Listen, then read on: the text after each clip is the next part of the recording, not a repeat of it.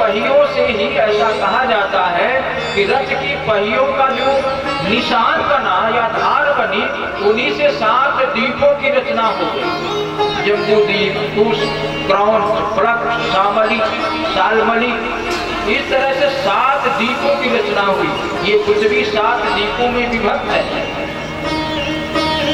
और 7 समुद्र बन गया। उन्हीं के रथ के चक्के के वो जो लकीर बनी, उससे 7 समुद्र बन गए।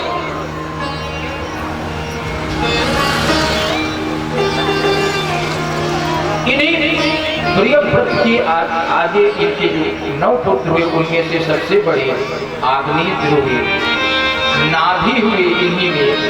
इन्हीं के एक पुत्र हुए श्रेष्ठ, जिनका नाम ऋषभ था। ऋषभ बड़े ही विद्वान और धार्मिक थे। ऋषभ को भी चतुर्विंशति अवतारों में माना गया है। इनकी भी 24 अवतारों में इनकी गणना की जाती है।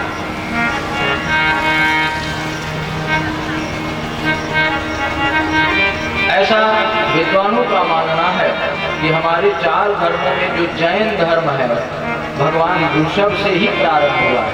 उनके आदि जो देव है जैन धर्म के, वो ऋषभ ही है, भगवान ऋषभ। उन्हीं से जैन धर्म की उत्पत्ति बताई गई। ऋषभ के भी अनेक पुत्र हुए, उनमें से बड़े का नाम भरत था। ये भरत महान भागवत, महान भगवान के भक्त थे। ऐसा कुछ विद्वानों का मानना है कि तेनैव नामना भारतम भारतम इति व्यपदिशन्ति।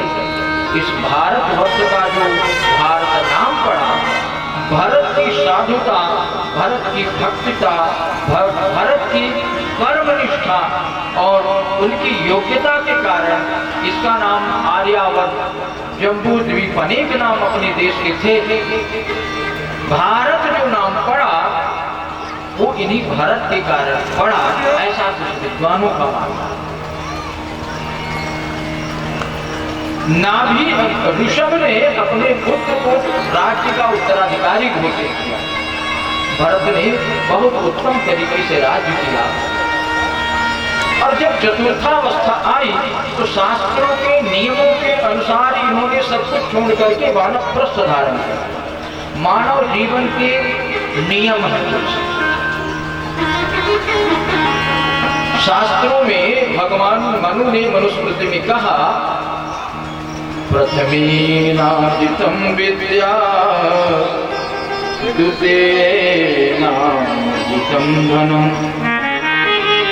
तृतीयेनार्जितं धर्मः चतुर्थे किं करिष्यति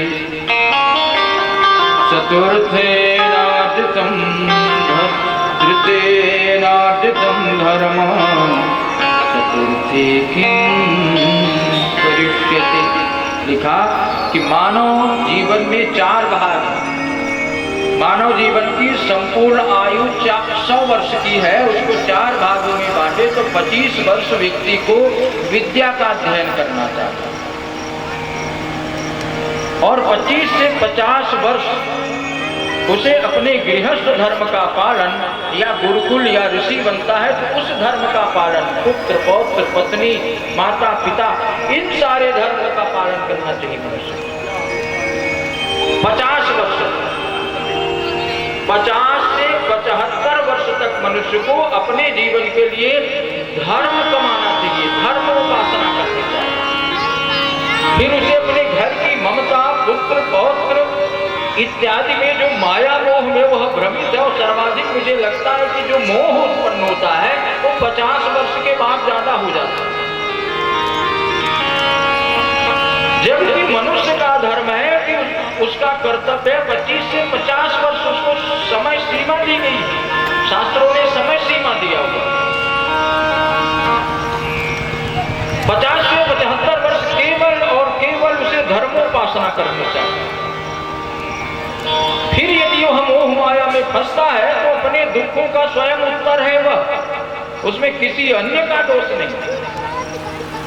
शास्त्र कहता है 75 वर्ष आपके पूरे हों तो घर को छोड़ करके वानप्रस्थ मत सजाइए, आपको घर में रहने का अधिकार नहीं।